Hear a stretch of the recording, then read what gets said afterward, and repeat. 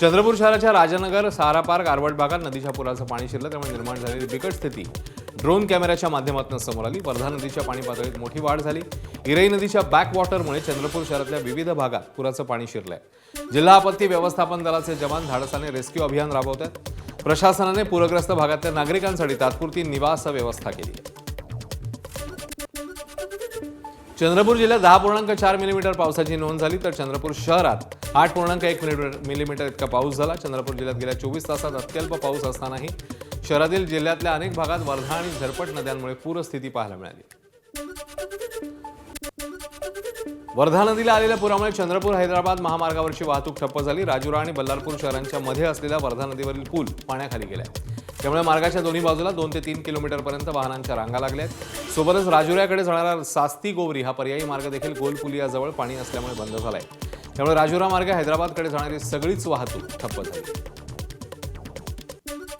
वर्धा नदीला जो पूर आलेला आहे त्यामुळे बल्लारशा राजुरा याच्या मधात जो पूल आहे त्याच्यावरून सध्या पाणी आहे आणि त्यामुळे हा जो रस्ता आहे तो बंद झाला आहे आणि यामुळे चंद्रपूरकडून राजुरा आणि त्यानंतर हैदराबाद अशी जी वाहतूक आहे ते पूर्णपणे ठप्प झाली आहे।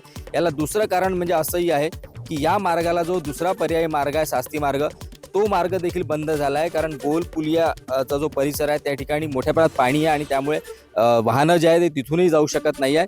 आणि अशा प्रकारे आपण जर पाहिलं तर आता तेलंगणाकडे जाणारी वाहतूक जी आहे महाराष्ट्रातून किंवा चंद्रपूर जिल्ह्यातून ती पूर्णपणे ठप्प झालेली आहे। आपल्यासोबत इथले पोलीस निरीक्षक आहेत। आता काय सध्या स्थिती आहे आणि कधीपासून ही ट्रॅफिक बंद आहे आणि याचा काय प्रभाव जाणवला आहे सध्या चंद्रपूर जिल्ह्यामध्ये खूप मोठ्या प्रमाणात पाऊस पडलेला आहे, त्यामुळे सर्वत्र नदी नाल्यांना पूर आलेला आहे आणि त्यामुळे जनजीवन विस्कळीत झालेलं आहे। आता सध्या आपण पाहताय ते चंद्रपूर ते राजुरा जाणारा हा रस्ता आहे, त्या दरम्यान वर्धा नदी येते। त्या वर्धा नदीला भरपूर पूर आल्याने वाहतूक विस्कळीत झालेली आहे आणि वाहनांच्या रांगा लागलेल्या आहेत। सर्व जनतेला आमचं आव्हान आहे की अशा पुराच्या ह्याच्यामध्ये कोणीही डेअरिंग करून वाहने घालू नयेत। सर्व आमचा पोलीस प्रशासनाचा बंदोबस्त लागलेला आहे, त्या ठिकाणी आम्ही सर्वांना हेच आवाहन करत आहोत की नदीमध्ये किंवा अशा रस्त्यांना पाणी असताना वाहने कुणी हे करू नयेत। वर्धा नदीच्या पुरात चंद्रपूरच्या आपत्ती व्यवस्थापन दलाच्या चमूने गर्भवतीचं रेस्क्यू केलंय। यवतमाळच्या वणी तालुक्यातल्या चिंचोली या गावातनं महिलेची सुखरूप सुटका करण्यात आली। प्रियंका डुमणे असं महिलेचं नाव आहे आणि तिला चंद्रपुरातील नकोडा येथे बोटीद्वारे आणण्यात आलं। त्यानंतर अँब्युलन्स बोलवून चंद्रपूरच्या रुग्णालयात तिला तातडीने दाखल करण्यात आलंय। वर्धा नदीच्या महापुराने चंद्रपूर, गुग्गुस, बल्लारपूर या पट्ट्यात नदीच्या दोन्ही काठावर पूरस्थिती उद्भवली। प्रशासन परिस्थितीवर लक्ष ठेवून आहे। मागील 6 दिवसांमध्ये भंडारा जिल्ह्यात मुसळधार पावसाने हजेरी लावल्यावर नदी नाले दुथडी भरून वाहत आहेत। परिणामी वैनगंगा नदीवर बांधण्यात आलेल्या गोसीखुर्द धरणाच्या जलसाठ्यात वाढ झाली होती। गोसे धरणाचा जलसाठा नियंत्रित ठेवण्यासाठी काल धरण प्रशासनाने दरवाजे टप्प्याटप्प्याने सुरू करून पाण्याचा विसर्ग वाढवलेला। मात्र कालपासून भंडारा जिल्ह्यात आणि गोसीखुर्द धरणाच्या पाणलोट क्षेत्रात पावसाने उसंत घेतल्यानं धरण प्रशासनाने पाण्याचा विसर्ग कमी केलाय। सध्या धरणाचे 11 दरवाजे अर्धा मीटरने सुरू ठेवून त्यातून 49,275 क्युसेक प्रति सेकंद वेगाने पाण्याचा विसर्ग करण्यात येतो। पालघर जिल्ह्यातल्या पूर्व भागात मुसळधार पाऊस सुरू आहे। सोसाट्याच्या वाऱ्यासह मुसळधार पाऊस सुरू आहे। गेल्या काही दिवसांपूर्वी पावसामुळे जिल्ह्यातलं जनजीवन विस्कळीत झालेलं, मात्र आजही पूर्व भागात मुसळधार पावसाने हजेरी लावली।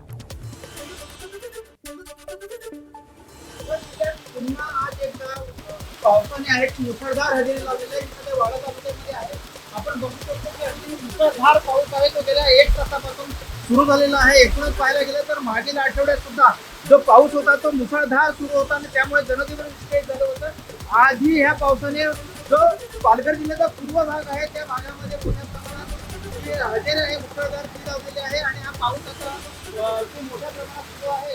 अगदी या पावसाबरोबर सोसाट्याचा वारा सुद्धा सुरू आहे। आपण बघू शकतो मोठ्या प्रमाणात पाऊस आहे सुरू आहे, त्यामुळे कुठेतरी एकदा जिल्ह्यामध्ये मोठी पावसाची हजेरी आहे आपल्याला पाहायला मिळते। त्यामुळे पहिलेच तर संतोष पाटील माझा पालघर वाडा। छत्रपती शिवाजी महाराज कोयना जलाशय आणि चांदोली धरणातून करण्यात येणाऱ्या विसर्गामुळे कृष्णा आणि वारणा या दोन्ही नद्यांच्या पाणी पातळीत वाढ झाली। कृष्णा नदीची पाणी पातळी 26 फुटांवर असून पाण्याचा प्रचंड प्रवाह आहे, तर वारणा नदी देखील पात्राबाहेर पडल्याचं पाहायला मिळालं। जसा आणखी विसर्ग वाढवला जाईल तसे या दोन्ही नद्यांच्या पाणी पातळीत आणखी वाढ होईल, त्यामुळे दोन्ही नदीकाठच्या नागरिकांना सतर्कतेचा इशारा देण्यात आला। सातारा जिल्ह्यात कृष्णा वेण्णा नद्यांनी रौद्ररूप धारण केलं. संगम माऊली परिसरातील छत्रपती शाहू महाराजांच्या समाधीला पुराच्या पाण्याचा वेढा पडलाय. कैलास स्मशानभूमीतील अग्निकुंडही पाण्याखाली आहे. महाराष्ट्राची भाग्यलक्ष्मी म्हणून ओळखलं जाणाऱ्या कोयना धरण 90 TMCवर पोहोचलंय. धरणाचे 6 दरवाजे 4 फुटावर 6 फुटापर्यंत उचलून उघडण्यात आले. तर कोयना नदीत तब्बल 33,826 क्युसेक विसर्ग सुरू आहे. कण्हेर धोम धरणातही मोठा विसर्ग सुरू असल्यानं कृष्णा आणि वेण्णा नद्या दुथडी भरून वाहत आहेत. नदीकाठच्या गावांना सतर्कतेचा इशारा देण्यात आलाय. सातारा जिल्ह्यात गेल्या काही दिवसांपासून सतत मुसळधार पाऊस पडत आहे. त्यामुळं सातारा जिल्ह्याच्या पश्चिम भागातील जी मोठी धरणं आहेत त्यांच्या पाणी पातळी झपाट्याने वाढवत आहे. या धरणातून पाणी नियंत्रण करण्यासाठी नदीपात्रामध्ये मोठ्या प्रमाणावर विसर्ग करण्यात आला आहे. मी सध्या संगम माऊली परिसरामध्ये आहे. या ठिकाणी साताराची जी कैलास भूमी आहे यातील अग्निकुंड हे पाण्याखाली गेल्याचे चित्र आपल्याला पाहायला मिळत आहे. मोठं रौद्र रूप वेण्णा आणि कृष्णाच्या नदीपात्रानं केल्याचं चित्र आपल्याला पाहायला मिळते. या ठिकाणी जर पाहिलं तर छत्रपती शाहू महाराजांची समाधी देखील पुराच्या पाण्याचा वेढा या समाधीला देखील पडल्याचं चित्र पाहायला मिळत आहे. महाराष्ट्राची भाग्यलक्ष्मी म्हणून ओळखल्या जाणाऱ्या कोयना धरणाच्या पाणीसाठ्यात तब्बल 90 TMCवर जाऊन पोहोचला आहे. धरणाची पाणी पातळी नियंत्रित करण्यासाठी कोयना धरणाचे 6 वक्र दरवाजे 4 फुटाहून 6 फुटापर्यंत उघडण्यात देखील आले आहेत. या 6 फुटातून तब्बल 32,776 क्युसेक पाण्याचा विसर्ग कोयना नदीपात्रात सुरू केला आहे. त्याचबरोबर कोयना धरण पायथा विद्युत गृहातून जे 1 युनिट आहे त्यातून देखील 1,050 क्युसेक पाण्याचा विसर्ग सुरू आहे. त्यामुळं कोयना नदीपात्रात एकूण 33,826 क्युसेक पाण्याचा विसर्ग सध्या सुरू आहे. त्याचबरोबर जी बाकीची सातारा जिल्ह्यातील जी मोठी धरणं आहेत, कण्हेर असेल, त्याचबरोबर वलकवडे असेल, धोम असेल, कुरमोडी धरण असेल, यातून देखील पाण्याचा विसर्ग मोठ्या प्रमाणात करण्यात आला आहे. कण्हेर धरणातून जर पाहिलं तर 6,000 क्युसेक पाण्याचा विसर्ग वेण्णा नदीपात्रात करण्यात आला आहे. त्याचबरोबर कृष्णा वेण्णा नद्या त्या दुथडी भरून वाहताना आपल्याला पाहायला मिळत आहेत. कॅमेरामॅन ओंकारसह वैभव बोडके, ABP माझा, माऊली, सातारा. सातारा जिल्ह्यात दक्षिण काशी म्हणून ओळखल्या जाणाऱ्या ऐतिहासिक वाई शहरातील महागणपती मंदिराला कृष्णामाईच्या पुराच्या पाण्याचा वेढा पडलाय. धोम धरणातनं सुमारे 7,000 क्युसेक पाण्याचा विसर्ग सुरू आहे. त्यामुळे कृष्णा नदीची पाणी पातळी वाढली आहे. पुराचं पाणी थेट गणपतीच्या चरणापर्यंत पोहोचलं. परिस्थिती लक्षात घेता मंदिर प्रशासनाने मंदिर बंद करण्याचा निर्णय घेतलाय. कृष्णामाईच्या पाण्याने महागणपतीला जलाभिषेक केल्यावर पुजाऱ्यांनी विधिवत पूजा करून मंदिराचे दरवाजे बंद केले. पाणी ओसरल्यानंतर मंदिर पुन्हा भाविकांसाठी खुलं करण्यात येईल असं आवाहन पुजारी शैला गुरव आणि मयुरी गुरव यांनी केलं. कोल्हापुरातील गगनबावडा रोडवरील तिसंगी गावाजवळ ओढ्यावरनं जाणाऱ्या मुख्य रस्त्याला भगदाड पडले. गेल्या काही दिवसांपासून गगनबावडा परिसरात मुसळधार पाऊस सुरू आहे. त्यामुळे ओढे आणि नाले दुथडी भरून वाहत आहेत. या पाण्याच्या प्रवाहामुळे हे भगदाड पडले. तर काही महिन्यांपूर्वीच या रस्त्यावर डांबरीकरण करण्यात आलं होतं. मात्र पहिल्याच पावसात या रस्त्यावर भगदाड पडल्यामुळे रस्त्याच्या दर्जावर प्रश्नचिन्ह उपस्थित झालंय. कोल्हापूर गगनबावडा या जिल्ह्यातला महत्त्वाचा वाहतूक मार्ग असल्यामुळे अपघात होऊ नये याकरता या भगदाड पडलेल्या ठिकाणी पोलिसांनी बॅरिकेडिंग केलंय. नाशिकच्या दिंडोरीमध्ये कोसळत असलेल्या मुसळधार पावसाने करंजवण धरणाच्या पाणीसाठ्यात झपाट्याने वाढ झाली. धरणाने 90% टप्पा पार केला. धरणातून 19,000 क्युसेक वेगाने पाण्याचा विसर्ग करण्यात येतोय. करंजवण धरण भरल्यानं नाशिक जिल्ह्यातलं सर्वात मोठं शहर असलेल्या मनमाड शहराच्या पिण्याच्या पाण्याचा प्रश्न मिटलेला आहे.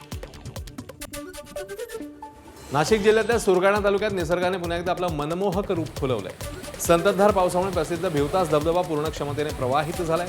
सुमारे 1000 फूट उंचीवरनं कोसळणारा शुभ्र जलप्रवाह पर्यटकांचं आकर्षण ठरत आहे. पश्चिम पट्ट्यात सुरू असलेल्या मुसळधार पावसामुळे धबधब्याला नवजीवन मिळालं. हिरवाईने नटलेले डोंगर, धुक्याची चादर, गार वारा आणि फेसाळणाऱ्या जलधारा यामुळे परिसरात निसर्गरम्य वातावरण पाहायला मिळत आहे. वीकेंडच्या पार्श्वभूमीवर मोठ्या संख्येने पर्यटक भिवतास धबधब्याकडे आकर्षित होत आहेत. प्रशासनाने पर्यटकांनी सुरक्षिततेचे नियम पाळूनच निसर्ग सौंदर्याचा आनंद घ्यावा असं आवाहन केलंय. नाशिक जिल्ह्यातल्या सटाणा तालुक्यात मुसळधार पावसाने जनजीवन विस्कळीत झालंय. हरणबारी धरण परिसरात सुरू असलेल्या जोरदार पावसामुळे मोसम नदीला पूर आलाय. मुल्हेर येथील मोसम नदीवरील पूल पाण्याखाली गेलाय. त्यामुळे मांगीतुंगी, माळीवडे, शेवरे, देवठाण, जैतापूरसह अनेक गावांचा संपर्क तुटलाय. तसंच गुजरातला जोडणाऱ्या मुल्हेर हरणबारी मार्गावरील नाल्यावर पाणी आल्यानं वाहतुकीला अडथळा पाहायला मिळतो. नाशिक जिल्ह्यातील सुरगाणा आणि पेठ तालुक्यांना जोडणाऱ्या पार नदीवरील उंबरणे झरी पुलाचा भराव पावसामुळे वाहून गेला. यामुळे मार्गावरनं प्रवास करणाऱ्या नागरिकांना मोठी कसरत करावी लागते. भराव वाहून गेल्यावरही संबंधित सार्वजनिक बांधकाम विभागाने अद्याप कोणतीही ठोस दुरुस्ती किंवा सुरक्षेची उपाययोजना केली नाही असा आरोप ग्रामस्थांकडून करण्यात येतोय. त्यामुळे प्रशासनाने तातडीने पुलाचा भराव दुरुस्त करून निश्चित वाहतूक सुरू करावी अशी मागणी आता करण्यात येते. नंदुरबारच्या नवापूर शहर आणि परिसरात सुरू असलेल्या मुसळधार पावसामुळे रंगावली नदीला पूर आलाय. रंगावली नदीच्या वाढलेल्या पाणी पातळीमुळे नदीकाठच्या गावांना सतर्कतेचा इशारा देण्यात आलाय. तर नवापूर शहरातून जाणाऱ्या पुलावर नदीचं पाणी आलं, त्यामुळे पूल वाहतुकीसाठी तात्पुरता बंद करण्यात आलाय. नवापूर शहरासह परिसरासह गुजरात राज्यात होत असलेल्या मुसळधार पावसाचा परिणाम रंगावली नदीच्या पाणी पातळीवर झालाय. नवापूर शहरावरही त्याचा परिणाम पाहायला मिळतोय. नदीने धोक्याची पातळी ओलांडली आणि नदी दुथडी भरून वाहते.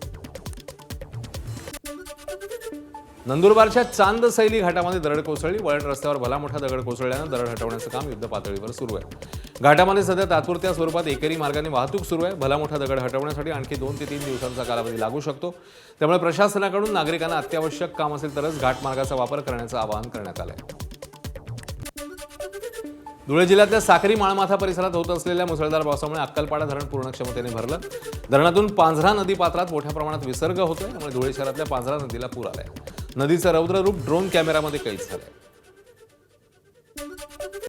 धुळे जिल्ह्यातल्या साक्रीमध्ये सामोडे गावात पांढरा नदीवर नवीन पुलाचं बांधकाम सुरू असताना नदीच्या प्रवाहात अचानक वाढ झाली.